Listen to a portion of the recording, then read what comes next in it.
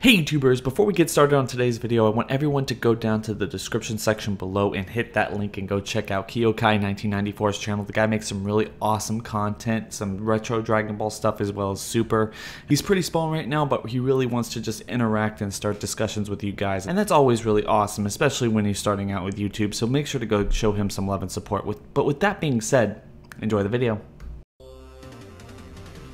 What's up guys, and welcome to Anything Dragon Ball, where I want to talk to you about anything, you guessed it, Dragon Ball, from Ball to Z and anything in between.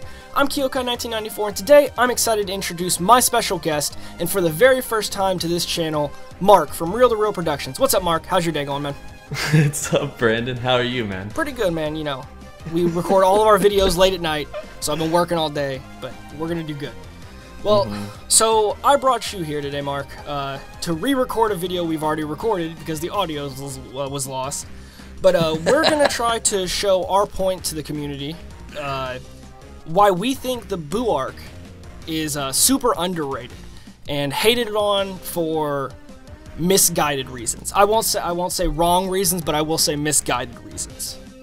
And so the first point I did want to kind of talk about is a conversation we had a little bit of time ago where you said you may have not liked certain parts of the series. So I kind of want to start there and have you give your thoughts on what you thought of the Buu arc originally. Originally. So I think that when they were first starting to play it, it was like, what, 2002, 2003 type of situation. And back then, I didn't like the series at all. You gotta imagine or remember where it was at that particular point. So Gohan had just turned Super Saiyan 2, killed Cell, who was, I guess, the culmination of almost everything. I mean, his physical embodiment was the culmination of almost everything that Goku and Co had faced up until that point. So he seemed like a really good place to end it. Gohan was going to be the next fighter. Goku was basically going to be dead forever. And lo and behold, there was like 90 episodes left of this show. And, you know, we got the Otherworld tournament. That was kind of cool, unexpected, in my opinion. And then the whole Great Saiyaman arc, which, although I've come to love, I didn't like it at the time because that's not what I pictured Gohan to be. And I feel like a lot of the fan base still kind of assumes that as much as well. It's like they weren't picturing that from Gohan. They were picturing something a lot more badass, something a lot more like Goku, not necessarily this nerdy teenager kid. And it just kind of got weird from there, honestly. You know, you go from that to building up what could potentially be the most epic tournament we've ever seen throughout all of Dragon Ball, with Goku, Vegeta, Gohan, Krillin, and 18 fighting in the same tournament. And then also Goten and Trunks before we knew that there was a child division. So you have like those 7 people going at it, and it was just it was going to be really, really awesome. But then they just changed it, and it was just this big bubblegum like creature eating everyone, committing mass genocide. And then Fusion was introduced, and it was kind of a comedic relief character with Gotenks. And then it just, nothing about it at the time seemed to be working out. But I think a lot of that was also because of my mental state growing up well into my teenage years. At that point, I didn't necessarily want to be dealing with anime, thought I was outgrowing it, but at the same time so much of completist that I couldn't let it go, and I needed to know how it ended. So that was my conflicting emotion when I first saw it. But at the same time, I came back to it much later in life, and I realized just how interesting it all is, how well it all works together. The comedic tones with the genocidal, like, torturous, dark aspects of the entire arc just kind of meld well together, and it just feels like a perfect culmination of everything that we wanted from the Western culture that Dragon Ball should be. It should just be really strong characters at the forefront of a story who are just getting more and more powerful with more ridiculous transformations or techniques or fusion-like processes or absorption or something, where it was just going to be one strong first person versus another strong person, and every single thing felt like the climax of that particular arc, but we never got to it. And I just thought that that's what a lot of people really wanted from this entire show, we finally got it, and no one necessarily appreciates it. Yeah, I mean, I'll definitely agree with that. But I do want to say something that Mark brought up. He said the reason why he did not like it was because of a big, fat creature who was childish and who also threw temper tantrums. I mean, there's plenty of things, but it was kind of leading me to my next point, is that what made me want to do this video is reading a lot of Reddit forums and Kanzenshu forums, and I just realized how much hate there was for this series. Not for this series, for this arc. Everybody loves this series. but for this arc, is out of the 4 major arcs in Dragon Ball Z, it is personally my second favorite arc, but from what I've heard in the community is the least favorite arc, period. And like what he said, a lot of people want to bring up that it was childish, that it was hard to follow, and that it was poorly written. And these are 3 major things that I see, plus them making Gohan scholar. So these are like the 4 major things that I've seen that people just immediately throw up to try to like denounce the whole arc and say that it's just bad. After reviewing it several times, I have grown more and more fond of it, and realized a lot deeper storytelling to it. A lot of people just give it the once over and don't kind of go into it, but as YouTubers like Mark and myself, that's exactly what we do.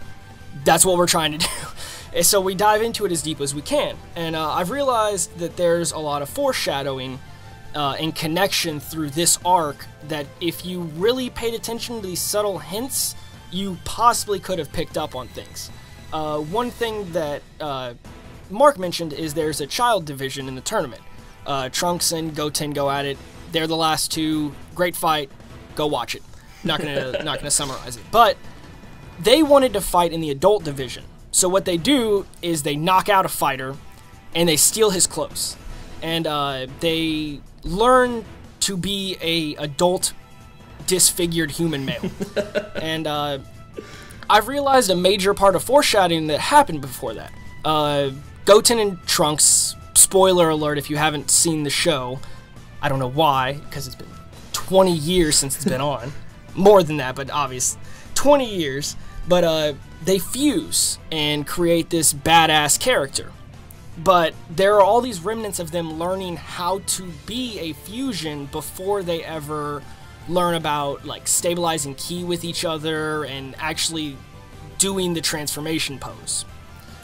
So like I said, the foreshadowing that I've seen the most with Mighty Mask when they are Mighty Mask is that Trunks gets to be the leader because of Goten's kind of submissive way of just like, yeah, I'll listen to whatever you want to do, Trunks. Let's do that. So Goten gets to be the legs. And they have all this training that gets them to be comfortable with each other, which is what I feel makes their fusion far stronger and superior faster than it could have been if they were Goku and Vegeta kind of arguing it out in their head. But I wanted to see what you kind of thought maybe about any of the storytelling for the series, or for the arc.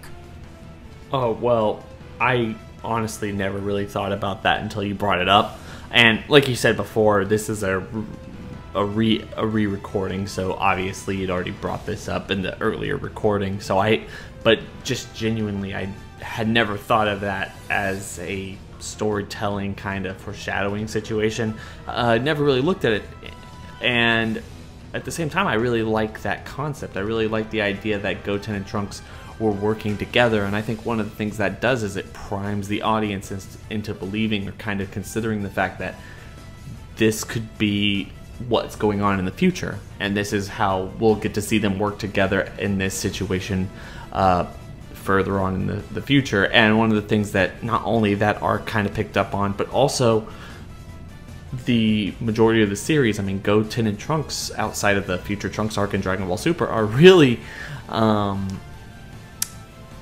just good teammates. Like, they fight with each other. They're basically created just simply for each other, and I really like that about those particular characters and how they interact with each other.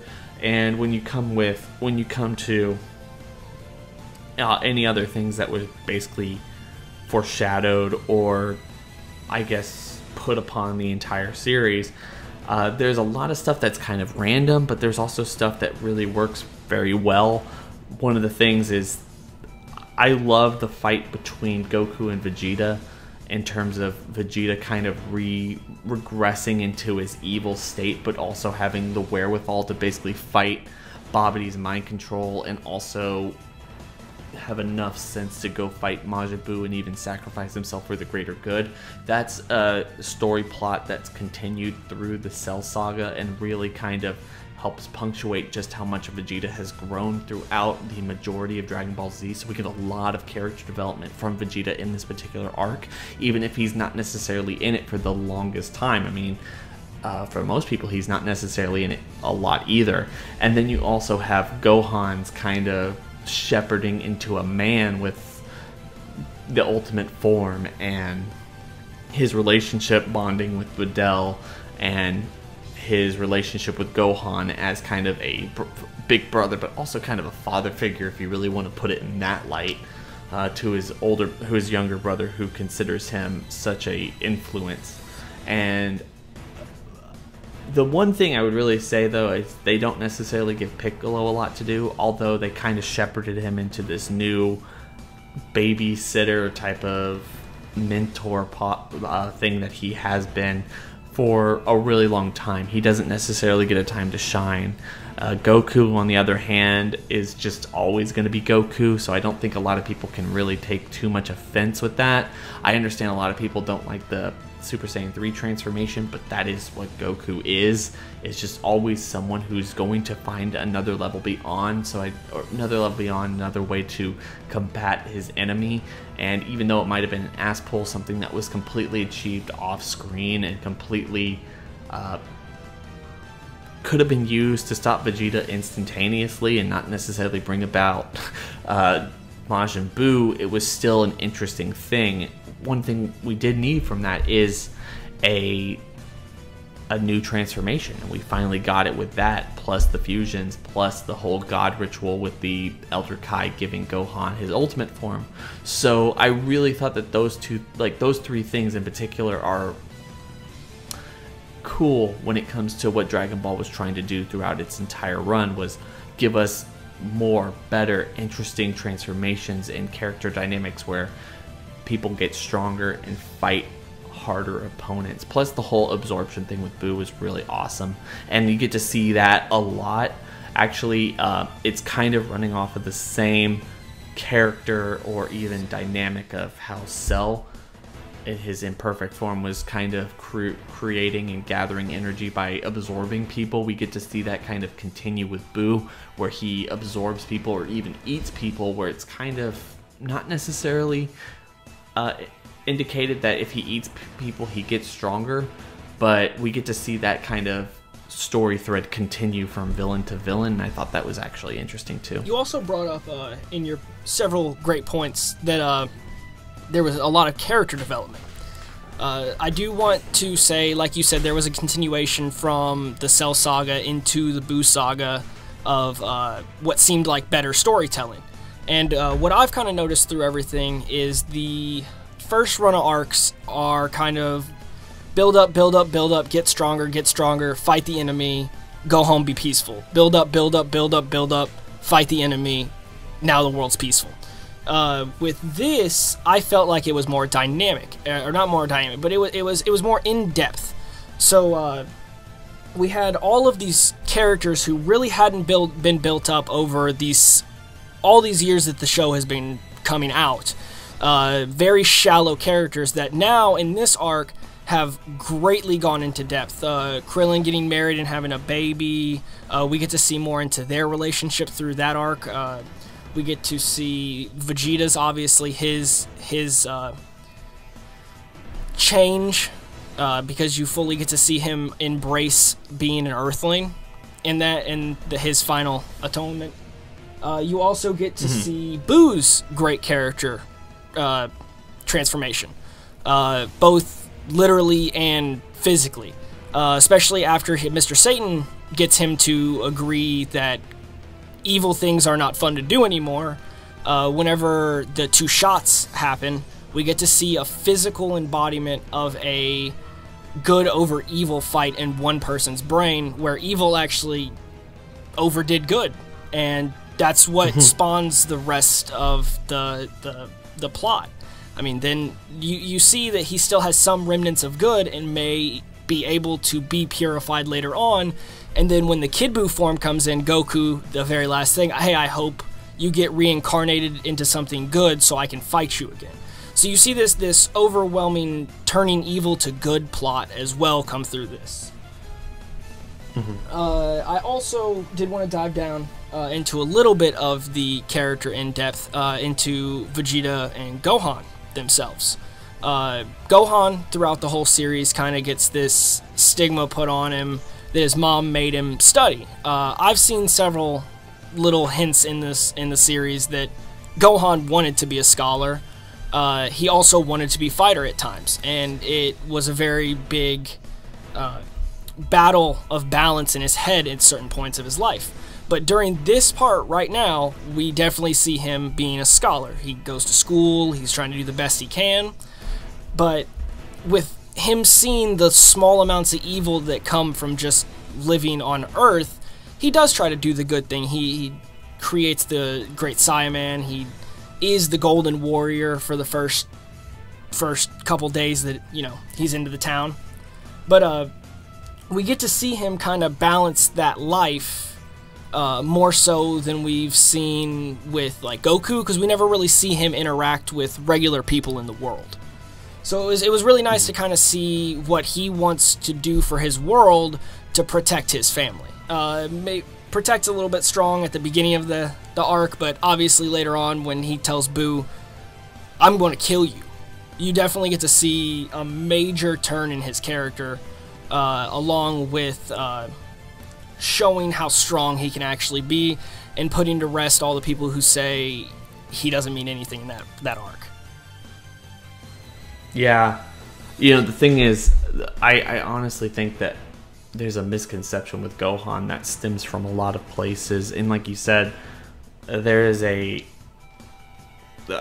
so many interesting situations that they show with Gohan that indicate that this is exactly what he wants to do, both canon and filler and all this other stuff. Where, I mean, the first time he meets Bulma, she's like, well, what do you want to do? He's like, I want to be a scholar. And they're just like, what? Like, that's crazy. You're Gohan's son, or you're Goku's son. And the thing is I feel like the majority of the fan base, and this isn't really to put down anyone for any particular thing, but if we think about everything that came before that particular arc, everything was leading up to Gohan being a badass. I mean, the next protagonist hero type of archetype for somebody the series, who could have the torch passed to him. Yeah, I mean, that's what it was kind of built with in the last arc, which is definitely a part of it. He had reached this new level of power. Goku was dead. There wasn't necessarily there wasn't a burden on anyone else. He had to protect the world. And also, and this is weird because it doesn't matter whether you watch it in Japanese or English, it comes across as the same thing. Toei, not Toriyama, although there is one specific chapter in the original manga that deals with the history of Trunks' arc and Trunks' past before he comes back. But in the television special, which Super is now adapted into canon, they, in my opinion, completely misinterpret Gohan's character. And this isn't Toriyama. This is Toei's decision. This is Toei's decision, yeah. And they misinterpret, because he says in Japanese and English that Chi-Chi stopped him from made him study, and all he wanted to do was fight. He wanted to train. He wanted to get stronger like his dad. And I understand, I kind of understand both what their thought was making that story and what Gohan's thought was as a character, having lived and grown up in that world without anyone to protect him and the androids rampaging. But it's completely inconsistent with how Gohan acted at any given point throughout the series, thus, at that particular point. And they even retconned that situation, that mentality in Dragon Ball Super. Not that this is a Dragon Ball Super conversation, but they retcon that mentality when Trunks realizes that Gohan got everything he wanted in this timeline, and those thoughts or opinions or dreams of everything that he wanted, be a scholar, have a family, all this other stuff that he got in our timeline in Dragon Ball Super and Dragon Ball Z happened, but he never told Trunks that on screen or on the page in the History of Trunks timeline. So a lot of people, I think, misinterpret that. They see a badass Gohan that was like around that same age, or at least that body build. They think it should be this guy who's scarred and worn from years and years of fighting, but at the same time, he didn't grow up in that future. He was never that person, and they misinterpreted him. And we have this archetype of Gohan that we want and we expected before we ever got that particular side of Gohan. I think a lot of people misinterpret that. And I mean, even just kind of going off just straight base, one of the things more recently, even Team 4-Star kind of came out and said that they got flack from the voice actor they chose to do Gohan's voice for the Buu arc when they had someone completely different for the History of Trunks special parody that they did. But even they said that this is something that we believe is consistent with the story, because that Gohan is completely different from this Gohan. This Gohan that we got in the Buu arc got to become his better self. Yeah, it's people projecting their thoughts of what they've seen onto a different Gohan. Because I also feel like a lot of people think, well, if you let him just grow up the way he wants to, he's going to be that Gohan. But he's not going to be that Gohan, because that Gohan lived a completely different life that our Gohan can never live. Because his father's gone, all of his friends are gone, all of his mentors are gone. Like, it's just him by himself and Trunks now. So I mean, they're projecting this onto another Gohan of another timeline, and I think that's another reason that there's some hate brought to this. Like what you were saying, we get to finally see that adult Gohan, and it's not what a lot of people were thinking about. We also get to see a really good character shift in Vegeta. We get to see him revert back to his old ways because of the Majin ritual of being taken over. But like you said, we get to see him fight it. He only used it to unlock that little bit of extra power that he didn't have anymore. That good conscience. Let's say that. He wanted to turn his good conscience off. He didn't want to care about his family. He didn't want to care about anything. All of these things that he's grown to love over all of these years because Goku forced him to be good, he doesn't want any of that at this moment. All he wants is his fight and his revenge with Kakarot from the very first arc of Dragon Ball Z. I mean, he wants that settled. That's the last thing he wants settled, since this is the only 24 hours Goku will ever be able to do this. So we get to see him shift back into his evil ways. And then while evil, we get to see him shift back into, I would say, a pure way. I'll say he's got some anger left in him in Super that you can definitely see, but I would say pure. I would say a purer way.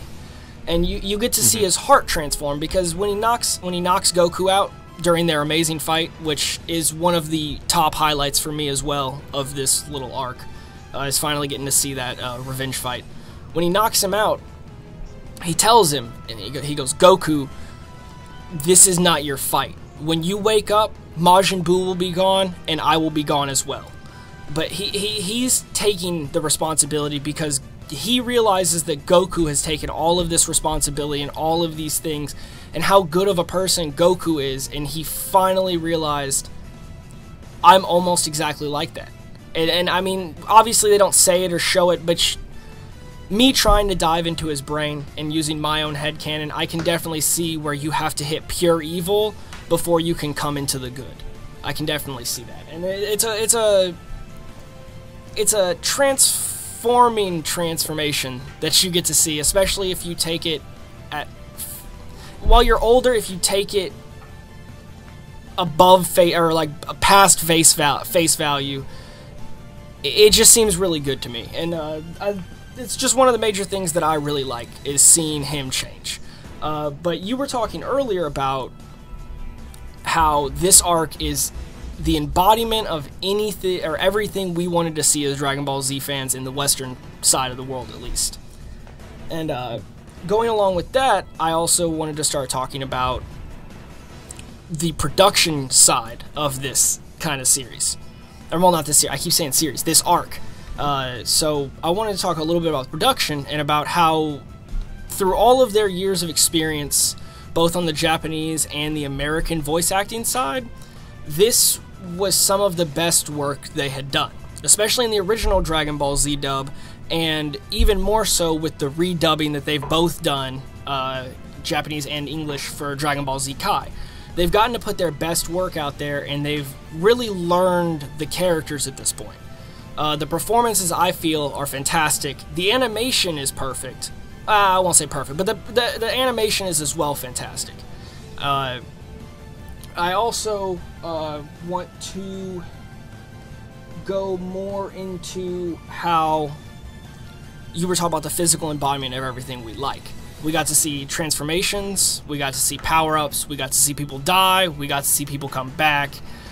We also got to see my personal favorite escape when Piccolo, Goten, and Boo are in the Room of Spirit and Time, and Boo literally screams a hole through the dimension to come back to Earth, and then then Gotenks does the same exact thing. It's like a screaming contest. It's not even a fight. They literally screamed their way through a dimension. Mm-hmm. And I just think that's a pretty good highlight of that little part of that arc. Mm-hmm. I when it comes to Dragon Ball Kai, and I don't know, it's not necessarily this particular arc, but when it comes to Dragon Ball Kai, I'm really excited, or just kind of happy, that this is a series that is so long-lasting, so far-reaching, and so profitable, popular, that it literally got a chance to be re-edited and rebroadcasted, like with new, like with an edited down version of its particular self, the main story, and redubbed from the voice cast and all this other stuff. I've heard conflicting ideas about, obviously the American cast in Kai is better than they've ever been.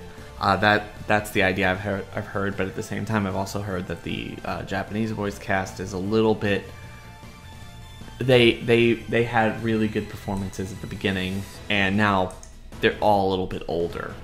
You know, they're not really in their, some of them aren't really in their primes, but you know, you watch Dragon Ball Z and Dragon Ball Super, or Dragon Ball Z Kai, or Dragon Ball Kai, whatever you want to call it, and then Super, obviously they're still just hitting it out of the park every single week, and it's just crazy how much they're actually able to bring forth, both dub actors and all this other stuff. So it wasn't necessarily bad to begin with, but now we have two ways of watching it, and definitely one way of reading it with the manga, and there are still some differences all three ways, but there's a way to basically absorb this story so many different times. So I think that's really special, but that's not necessarily this particular arc, although I have heard that, and I haven't necessarily watched it, but I've heard that Kai for the Boo arc, especially the English dub, is just phenomenal.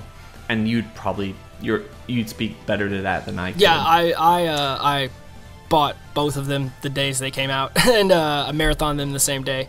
I think it's fantastic. I use that word a lot. It probably downplays it, but I really do solidly mean that from the bottom of my heart. The English dub so far of Kai, the final chapters, has to be some of the best work that they've done. And this is going off the other seasons of Kai that they've already done that were perfect to me in the first place. But we are getting a little long on the video, so I do have a feeling that we'll probably revisit this topic and maybe dive even more in depth. I do want to hear y'all's opinion on the Boo arc originally and now, or any discussions that you guys want to have about the Boo arc, we can definitely have in the comments. I want you guys to remember to like the video. I also want you guys to subscribe to my channel so you guys can see more great content from me. But the main thing I want you to do is go down in the link. I want you to go to Mark's channel, and if you're not already subscribed to Real, I want you to, because this man deserves as many people that he can talk to, because he knows what he's talking about. I say deserves because I see a lot of these YouTubers that put so much work into it. Day in, day out, video, and Dragon Ball Z is not the only thing that Mark talks about. He talks about several other topics on his channel, and I really want you guys to check him out, and I really want you guys to enjoy his content as much as I do personally. Oh. Was there anything else that you was there anything else that you kind of wanted to close off with, maybe? I do want to reiterate that point that you brought up and I brought up as well. What I want to hear from people who've listened this far is basically, was, when you think about it, whether you thought about it when you first watched it or anything like that, was this arc the epitome of everything you wanted when you first started watching it? You wanted screaming, transformations, epic fights, a sense of conclusion with every single fight that came, like not waiting on anyone or something like that, and just unbelievable stakes, like the universe is in peril and everything else that came with this arc. If that's what you wanted, that's what they gave you, and it's interesting to see how many people in the community hate that, when I feel like there's a lot of people in this community who wanted that. So tell us what you think about that. Okay, so I guess that's where we'll close it off. So I just want to tell you guys, I hope you enjoyed the content, and we'll catch you guys next time.